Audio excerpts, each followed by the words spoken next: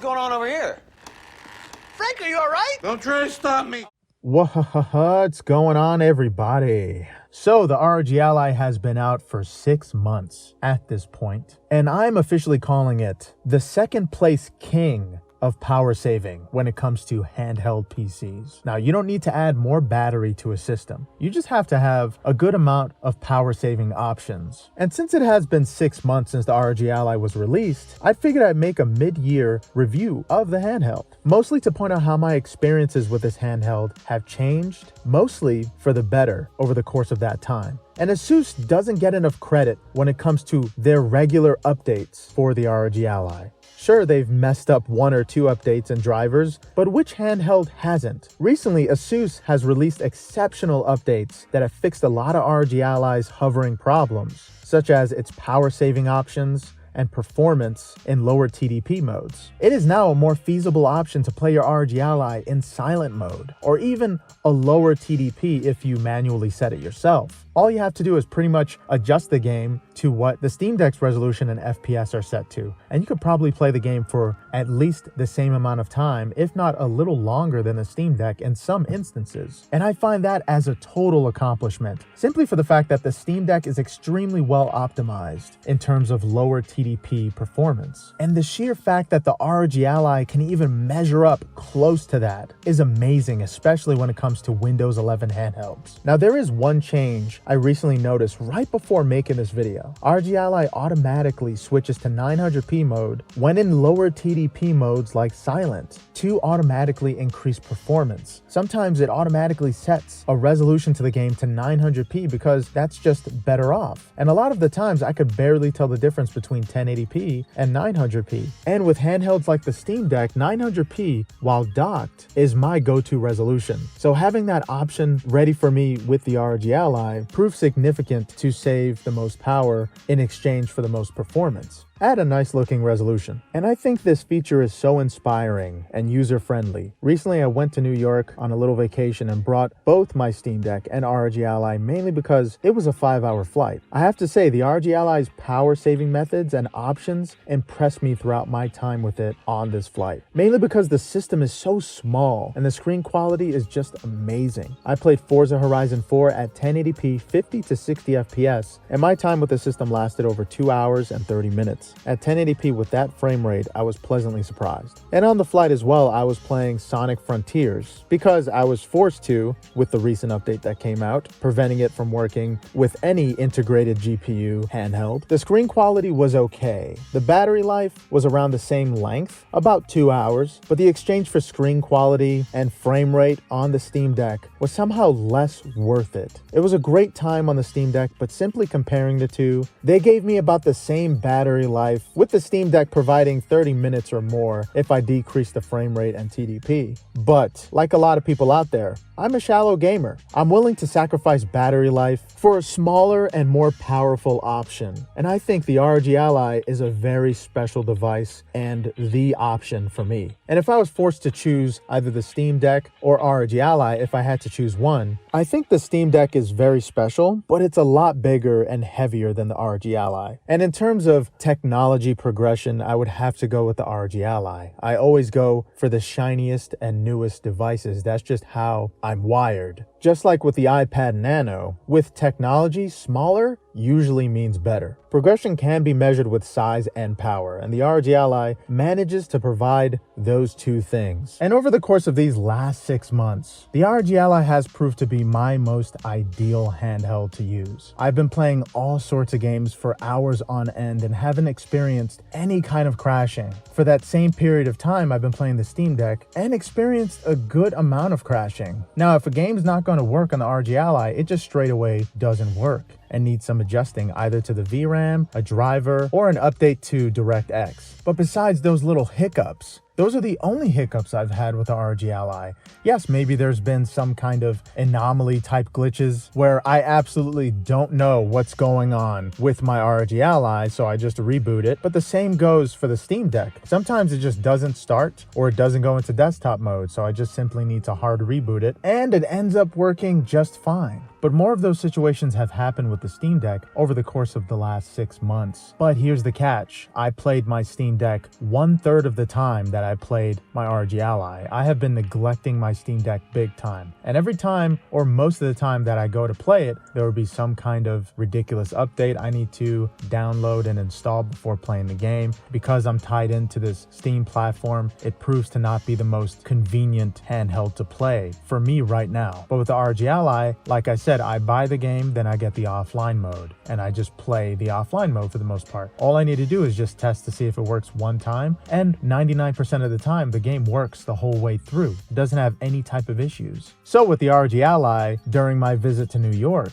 I mainly played games that would be impossible to play on the Steam Deck because it just doesn't allow those offline modes, or it requires some kind of external launcher like EA, Epic Game Store, or any of those other infamous launchers that prevent us from having fun with our games in handheld mode. So yes, for the majority, the ROG Ally has been my daily driver for the last 6 months. It's where I test all of the newest titles and any game that I hold near and dear, like Devil May Cry 5. I play that game at 1080p, high settings, 60 FPS in my custom 11 watt mode, and it works exceptionally well for the most part. Now, I would say there are some lapses in performance while transitioning from 11 watt mode, which I call Power Saver Plus mode, to performance mode. But there are so many customizations you can add, and you can even make custom manual power modes and fan curves for the Asus ROG Ally. And I find that to be a tinkerer's wet dream. And the main purpose for this review is to point out the fact that Asus has released a lot of updates for the ROG Ally, and it has become so much better than it was day zero. I have fallen even harder for the ROG Ally in the course of the last 6 months. It has been the most convenient thing to just pick up and play, mainly because I'm very good at navigating through Windows 11. And I find that to be the best iteration of the OS in a very long time, since Windows XP. And yes, there aren't giant thumbnails that I can click on to automatically play my game, or a settings menu that has a limited amount of options for me, but I love the extensive options and I know exactly where to go to fine-tune my experience on Windows 11 and games inside of that OS. And the Steam Deck software is still among the best, with certain caveats like compatibility and screen quality. Wait! Behind you!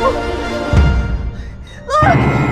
Oh my god! But I promise you, when Steam Deck 2 releases with a better screen and battery, I'm sure most ROG Ally users will be very interested in it. But I would still go back to the ROG Ally because it runs Windows 11 exceptionally well. And this is of course what I personally think. If you prefer the Steam Deck, it makes a lot of sense. I'm just personally into progression and overall video game quality. If it's at the expense of battery life just a little bit and convenience just a little bit, then I can't argue with those points. Because if all I care about was convenience, ease of use, with the sacrifice of absolute quality and compatibility, then I would still be playing a Nintendo Switch. I wouldn't want those extra games that I'll probably be able to play in 2 to 5 years, given the Switch's lifespan. And I wouldn't want the exceptional screen quality or resolution. In fact, I would probably still be playing on my PlayStation 4 if I was only into convenience and ease of use. I think convenience and ease of use is settling too much into one software and one kind of way of playing. I went to PC opposed to PlayStation 4. Sure, there were times that I wished I had stayed on PlayStation or Xbox exclusively, but I didn't. I went to PC, the most complicated platform in history. But the best thing I got out of that was every game I've ever loved in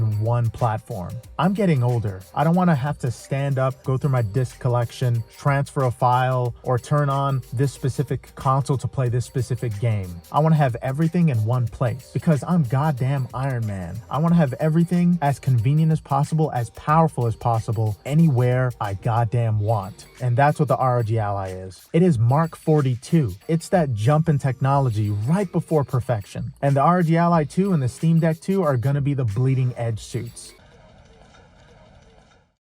You serious? And I'm all for all of it. But if I honestly think that a handheld system like the ROG Ally is better than the Steam Deck in certain ways and worse in certain ways, I'm going to point those out. But I'm mostly going to point out the fact that I think the ROG Ally has more powerful hardware, and that counts for a lot, especially in the PC gaming space. And a lot of people could gaslight to say, yeah, but it's more easy to use and convenient, and it has SteamOS, and SteamOS is getting better. Yeah, but it's not going to change the hardware, is it? And sometimes I prefer Windows 11. In fact, most of the time I prefer not to use Linux and just Windows 11 because I know how to code in it. I know how to just use the system a lot more. I've been training my mind and skill set to work as competently and professionally with Windows 11 as humanly possible. So I'm not just going to ditch that because it's more convenient to play with video games in one mode. If something is better and it's something I'm familiar with and I know exactly what it's capable of, I'm going to use that sometimes more than I use all of the other devices because Nintendo has their own OS for Nintendo Switch. PlayStation has their own OS. They're all different OSs that are essentially easier to use than PC. But in total, the ROG Ally is truly a handheld PC. It has all the bells and whistles that Windows 11 should come with, and they work almost flawlessly. Now that's another thing. I expected Windows to just break the ROG Ally from day one, but honestly, the only thing that sometimes breaks a little bit, about 2% of the time, over the course of these last 6 months, is Armory Crate. Sometimes it just shuts down or freaks out, but like I said, that's only 2 to maybe 5% of the time. While Windows 11 hasn't really messed up anything. There was one time where it switched out the output display setting for something else, and I had to just re-enable it. But of course, I knew how to fix this because I just know a lot about Windows 11. So this was kind of an easy fix after like an hour, but I digress. Since my time with the ROG Ally, it is definitely a handheld PC that is going in the right direction. Armory Crate SE is by far the most competent version of Armory Crate to be released to date. All of the other Armory Crates that I've had for other Asus laptops have just been jokes, honestly. They don't really reflect on performance and just the PC's value in total, but the ROG Ally's Armory Crate SE is damn near perfect for the system, and it complements it so well, and it looks amazing. Now let's get to the nitty-gritty. Let's get to the SD card issues. Over the last 6 months, have I experienced any SD card issues? Technically, yes, I've experienced one with the Silicon Power SD card, but I experienced it on Windows 11 on a laptop and not the ROG Ally. But that was an SD card that I used on ROG Ally, so it might have had something to do with the Ally itself, but I have 20 SD cards. And here's the thing about SD cards. People are excited about the 1.5 terabyte SanDisk that just came out. The higher the storage is for the SD card, the more chances it has to malfunction in the future. 1 terabyte micro SD cards are still technically in their beta phase. They're close to 70% functional and reliable. That means you're taking a 30% risk while buying a 1 terabyte micro SD card. Now, I've had even less SD cards for the Steam Deck, and one of them crapped out on me, and that was a SanDisk 1 terabyte. And SanDisk has a much better reputation and more realistic reputation than Silicon Power SD cards. So the fact that Silicon Power is sketchy as hell, they got a total of 2.7 stars on Amazon, but it seems like they got 4.7 with most of their reviews being fake. And while having up to 20 micro SD cards from my ROG Ally, I'd say the odds between the Steam Deck and the first 4 months where the SD card messed up on me to the ROG Ally and the 6 months and just one SD card messing up on me among 20 and that SD card having a horrible reputation, I think the ROG Ally wins with those prospects. But I would mostly chalk it up to it being an actual 1 terabyte micro SD card on Windows issue opposed to the systems having specific issues with SD card readers. But I completely understand if you had a problem with your SD card on the ROG Ally and just don't want to touch the handheld system anymore after that trauma. It makes a lot of sense. And turning to the Lenovo Legion Go like it was some kind of rebound relationship makes a lot of sense too. We all make mistakes with rebound relationships. We always find somebody that looks almost exactly like our exes, and then everybody starts looking at them and looking at you and saying, wow, you got some issues, buddy. That's what the Lenovo Legion Go is. But luckily for me, ROG Ally treated me perfectly, and I've had nothing but a perfect experience with this device. And honestly, this device has been one of the best devices I've ever owned since the original Game Boy. With all the options that are provided to you by Armory Crate on the Ally, it's made my experience with this device much more enjoyable and convenient to manage the Ally's power and quality. I'm looking forward to making a lot more ROG Ally power saving videos because I picked up a ton of new games like Alan Wake 2 and RoboCop Rogue City. And in terms of its power saving options, the ROG Ally also manages background processes with Windows 11 while playing games exceptionally well. in the forefront. The Ally's fan speeds and power seems to adjust when you minimize your game to multitask on Windows. Its power efficiency has gotten so much better in the course of the last 6 months as well. It's still an ongoing process to ultimately get to an easier, more accessible road and experience with the ROG Ally, but there has to be some kind of end to the experience. And I think right now is the definitive way that you're going to play the ROG Ally. It has the best compatibility, performance, and experience you're most likely going to get with the system right now. I don't see Armory Crate completely changing the game or changing your experience with Windows 11 anytime soon, or if ever, to be honest. What you see on the ROG Ally is just what you're going to get. And I think that's a good and bad thing, mostly bad thing because it can't really progress too much. The only thing we can actually count on is Microsoft and Windows becoming more handheld friendly and actually having a handheld mode. And that would effectively double battery life if they manage to make Windows more on the go and mobile friendly. But I doubt that time is coming soon. In fact, I doubt it will come within 1 to even 3 years from now. So you would have to wait a long time, and implementing that kind of big change to a handheld like the ROG Ally will be very difficult, and it may mess up a lot of features, especially with Armory Crate, because Armory Crate is essentially supposed to be an overlaid interface. I would assume if a mobile version of Windows does get released soon, then ASUS would most likely just do some kind of backhanded thing and just make Windows a background process while they have Armory Crate as the main overlay. And if they do that, that would be a horrible option. But I can see ASUS doing that and just ruining everything, because I think Windows 11 as an OS is very manageable and it's pretty easy to navigate through, especially with the ROG Ally's touchscreen. Its touchscreen still works exceptionally well, and I think it works 200% better than the Steam Deck's touchscreen. It's actually reminiscent to the Surface Pro's touchscreen. And I have an anti-glare, anti-touchscreen screen protector, and I don't see any fingerprints on it whenever I do use it. I rarely wipe down the ROG Ally screen. And in conclusion, if I were to try to list off any negatives of gaming on the Ally, it's got to be the interface and sometimes while carrying it. I forget that the top of the system gets ridiculously hot while in performance or turbo mode, so I occasionally burn my finger while holding the Ally, and pretty much anywhere on the top of the device. Because the XG Mobile's port is so big, it actually absorbs a lot of that heat, as well as the USB cable, so that's out. And the SD card gets pretty hot, so that's out as well. And of course, there's 2 vents on the top, so pretty much almost anywhere on the device besides the volume buttons will be extremely hot. So you're kind of forced to carry the device while holding your finger on the middle of the volume buttons. So sometimes that gets me kind of nervous because I don't want to mispress the volume button, which will probably end up misplacing it one day, so I wouldn't be able to use it if I break it. But when I eventually do get that case, which is coming in a few days, which is by far the only viable case for the ROG Ally right now, I will actually be able to hold it by anywhere on the top of the system, and that'll increase its portability and just accessibility for me.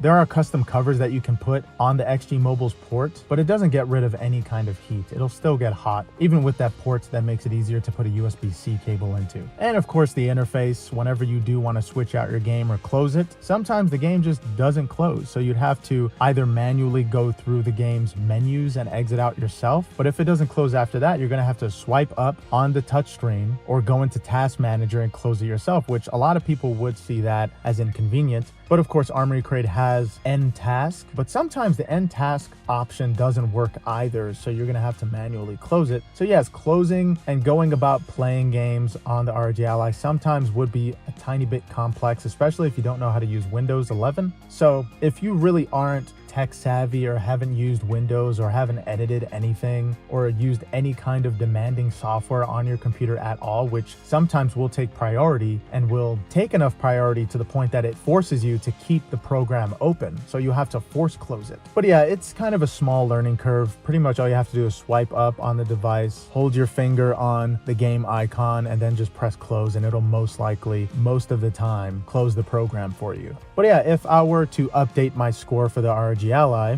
For me personally, it's a 10 out of 10 device. I absolutely love it. It has the power, has the battery efficiency, it looks amazing. The screen quality, sound quality is incredible and up to par with each other. Accessibility for me with Windows 11 is a no-brainer. I know how to work everything. Sometimes it could be very annoying, but that's why I personally give it a 10 out of 10. But if I'm recommending it to someone else, I would give it an 8.5 out of 10. If I were thinking of someone else that just doesn't like to deal with Windows operating system issues or any kind of workaround that would potentially put a damper on their experience, I would take a full 1.5 points out of it, because I think it is worth mentioning those difficulties with the ROG Ally. But an 8.5 out of 10 is extremely good, especially the fact that it's a Windows 11 device. I mean, besides those inconveniences sometimes while playing like close to 1,000 games like I do, most games just work right off the bat. And that's not even an over-exaggeration. There are a lot of games the ROG Ally can play that the Steam Deck cannot.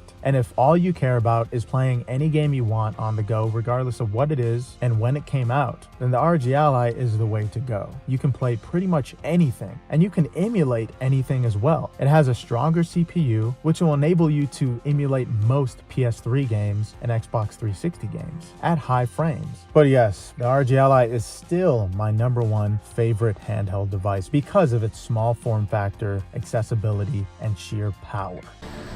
What is it? Power.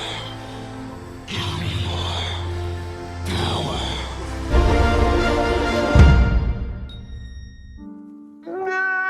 And also, I'm an Asus fan as well, and I just love their aesthetic for this device. I purposefully haven't gotten any kind of case for it because I've been looking for the perfect case that can complement the ROG Ally's aesthetic. And I think I may have found one, so look forward to that review. But yeah, if you guys have any questions about the ROG Ally in the comments below, I'll be more than happy to answer them. And what do you think about the ROG Ally? Are you sold, or are you still waiting for the next best thing? But yeah, thank you guys so much for watching. I hope you have a great one. Later. Man, he don't look that bad.